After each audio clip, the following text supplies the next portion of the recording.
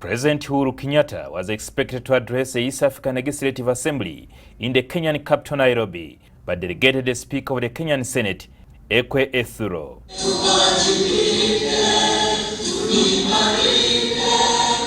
In his speech read by Speaker Ethuro, Kenyatta promised to address the funding constraints the community is facing.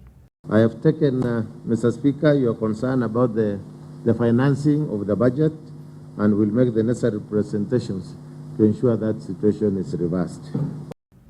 Earlier, the Speaker of the Regional Assembly, Dan Frederick Dega, attributed the financial crisis facing the community to partner states that have failed to meet their obligations. Funding constraints need to be urgently addressed, sir.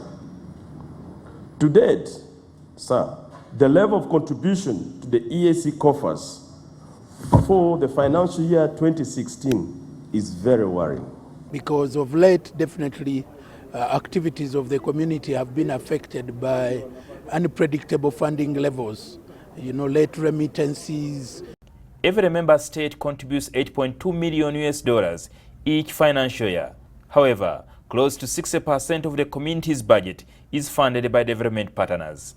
Last week, the EAC Secretary General Liberat Mufumukeko confirmed that he had put pen to paper on agreements to a tune of $300 million.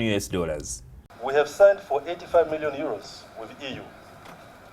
I signed 1 week ago for $194 million with USA. I am going to sign tomorrow 40 million euros with Germany. We signed about a month or 2 months ago with China for $2.2 million, and this money was remitted. Speaker Ekwe cautioned EALA members to guard against mismanaging finances of the community. That EALA must continue to take lead in ensuring that the resources of our community are prudently utilized.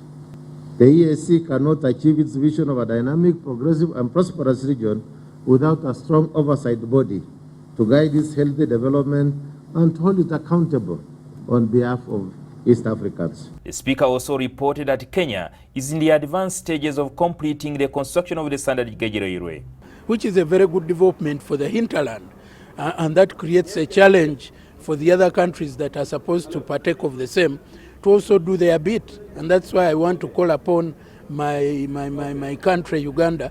Uganda is behind schedule on a multi-billion-dollar regional infrastructure project.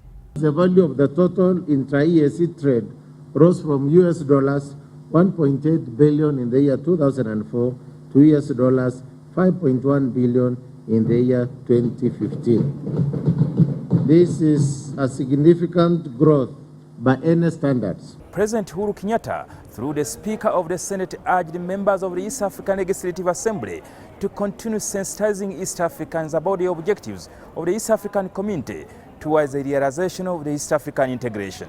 A significant proportion of the EAC population is still not adequately informed of the benefits of the EAC cooperation and how they can effectively participate in the same. As the Third Assembly completes your term, it will be a great legacy to entrench the ongoing sensitization initiatives into the programs for the next Assembly. Indeed, one commentator has said, if the wildlife can migrate between our countries, who are we the human beings not to learn from them? Jingo Francis, NTV, Nairobi in Kenya.